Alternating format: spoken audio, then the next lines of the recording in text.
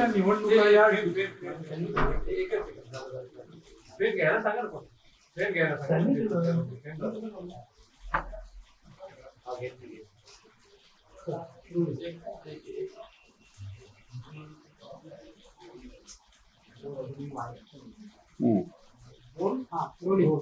राज्याच्या निवडणुका या डिसेंबरच्या पहिल्या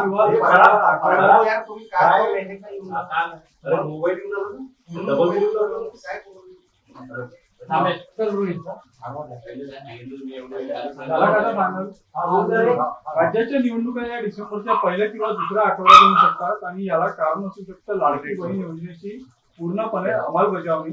याकरिता बहुतेक राष्ट्रपती शासन देखील राज्यात लागू शकतात. असं आहे की भारतीय जनता पार्टीचं जे शासन सध्या आहे ते निवडणुका घ्यायला घाबरत आहे. ऑक्टोबरमध्ये विधानसभेची निवडणूक व्हायला पाहिजे होती, पण हे सरकार निवडणुका घ्यायसाठी घाबरत असल्यामुळे निवडणुका पुढे ढकलण्याचा निर्णय त्यांनी त्या निमित्तानं सरकारच्या दबावाखाली इलेक्शन कमिशननी घेतला असं दिसतंय. सगळं राज्यामध्ये गेल्या 3 वर्षापासून महानगरपालिकेच्या निवडणुका नाही, राज्यामध्ये 3 वर्षापासून नगरपालिकेच्या निवडणुका नाही, राज्यामध्ये 3 वर्षापासून नगरपंचायतच्या निवडणुका नाही. हे सरकार निवडणुका घ्यायला घाबरते. स्थानिक स्वराज्य संस्थेच्या निवडणुका घ्यायला घाबरते, आता विधानसभेची निवडणूक सुद्धा घ्यायला घाबरते. कारण की लोकसभेच्या निवडणुकीमध्ये या भारतीय जनता पार्टीच्या सरकारला जो फटका महाराष्ट्रामध्ये बसला तसाच फटका विधानसभेच्या निवडणुकीमध्ये सुद्धा बसणार आहे. आणि म्हणून कशा या निवडणुका पुढे ढकलायच्या या पद्धतीनं राज्य शासनाच्या माध्यमातून या भारतीय जनता पार्टीचा हा प्रयत्न आहे. ही जनता संपूर्ण महाराष्ट्रातील अतिशय चांगल्या पद्धतीने यांना जनतेला कल्पना आहे. आणि आमची मागणी आहे की ऑक्टोबरमध्ये निवडणुका या सरकारने घेतल्या पाहिजे, जेणेकरून हे सरकार जे आहे सध्या भारतीय जनता पार्टीचं हे सरकार हे जाऊन महाविकास आघाडीचं सरकार कसं येईल या दृष्टीनं आमचा सर्व प्रयत्न आहे. आणि निवडणुका जर घेतल्या तर आमचं 100% काँग्रेस, राष्ट्रवादी आदी शिवसेना आणि मित्रपक्षाचं सरकार येणार. त्याचबरोबर शेतकऱ्यांच्या बाबतीत अतिशय मोठे प्रश्न आज शेतकऱ्यांचे प्रश्न आहेत. विदर्भामध्ये मोठ्या प्रमाणात मोसंबी होते, मोसंबीची मोठ्या प्रमाणात गळ चालू झालेली आहे. म्हणजे संत्र्यावर म्हणजे झाडावरचे अर्धे 50% मोसंबी खालती पडलेली आहे. याच्याकडे शासनाचं लक्ष नाही. मी काल स्वतः आमच्या अनेक नरखेड तालुक्यात, काटोल तालुक्यात आणि बाकी कळमेश्वर भागात सुद्धा त्या निमित्तानं मी जाऊन आलो, त्या ठिकाणी पाहणी केली. तर या बाबतीत मोसंबीच्या बाबतीत राज्य शासनाने लवकरात लवकर शेतकऱ्यांना मदत केली पाहिजे. आणि सर्वात महत्वाचा प्रश्न म्हणजे राज्य शासनाने जी ई-पीक पाहणी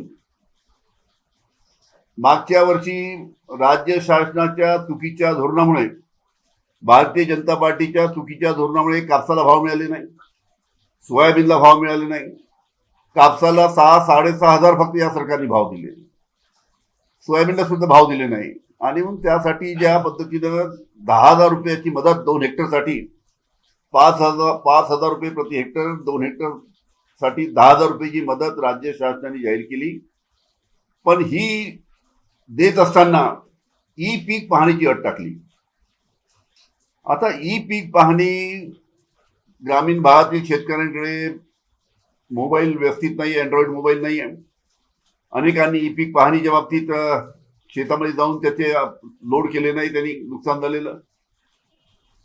10% फक्त शेतकऱ्यांनी ई-पीकच्या माध्यमातून आपलं शेतामधलं नुकसान तिथे लोड केलेलं आहे. त्याच्यामुळे ही जी ई-पीक पाहणीची जी अट राज्य शासनाने टाकलेली आहे याचा मागचा एकच उद्देश आहे की शेतकऱ्यांना जी मदत 10,000 रुपयाची राज्य शासनाने जाहीर केली ती मिळू नये. फक्त जाहीर करायची, पण शेतकऱ्याला कशी मिळू नये याच्यासाठी ही ई-पीक पाहणीची अट टाकली आहे. माझी राज्य शासनाला विनंती राहील की त्यांनी कापूस उत्पादक, सोयाबीन उत्पादक शेतकऱ्यांसाठी ही ई-पीक पाहणीची अट त्यांनी रद्द करावी. जोपर्यंत लाडकी बहीण योजनेचे 6,000 रुपये महिलांच्या खात्यात जात नाही तोपर्यंत निवडणूक घेणार नाही अशी चर्चा आहे. त्यासाठी राष्ट्रपती राजवट लावायला देखील सरकार असं आहे की आता लाडली बहिणाच्या बाबतीत तुम्हाला कल्पना आहे काय तर लाडली बहिणाला 1500 रुपये दिले, पण ही गोष्ट लक्षात ठेवली पाहिजे, इलेक्शनच्या तोंडावर तुम्ही योजना आणली. मी तर अनेकदा सांगितलं, लाडली बहीण नाही, लाडला भाऊ नाही, फक्त लाडल्या खुर्चीसाठी ही योजना राज्य शासनाने आणली आहे.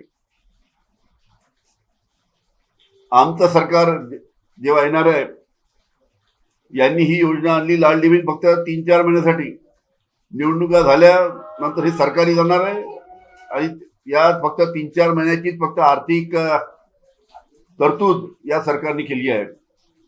त्याच्यामुळे ही योजना राबवायचा त्यांचा काही विचार नाही याच्यावर दिसतं. पण आमचं सरकार आल्यानंतर, महाविकास आघाडीचा सरकार आल्यानंतर आम्ही ही योजना 5 वर्ष राबवू आणि 1,500 रुपये नाही 3,000 रुपये आम्ही आमच्या लाडल्या बहिणीला देऊ. आपण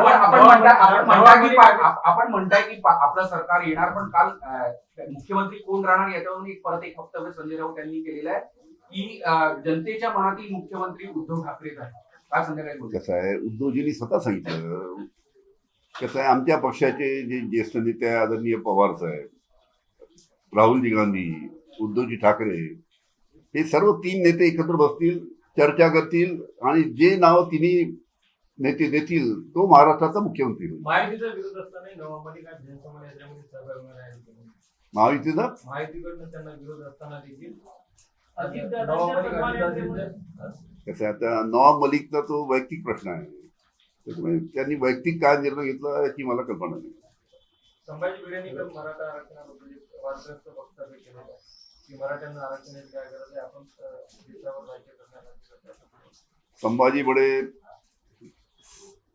भिडे साहेब 6 महिन्यापूर्वी काय बोलले, आता काय बोलले?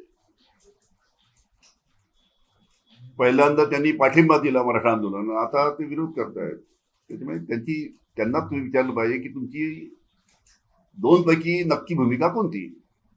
सर, शिंदे गटाचे रामदास कदम यांनी रवींद्र चव्हाणांवर आरोप केलेला आहे आणि जे म्हणाले की रवींद्र चव्हाण हे कुचकामी आहे, फडणवीसांनी त्यांचा राजीनामा घ्यायला पाहिजे. म्हणजे कुठेतरी महायुतीमध्ये आता खरी गोष्ट आहे, रामदास कदम आमचे जुने मित्र आहे, खरे बोलले ते.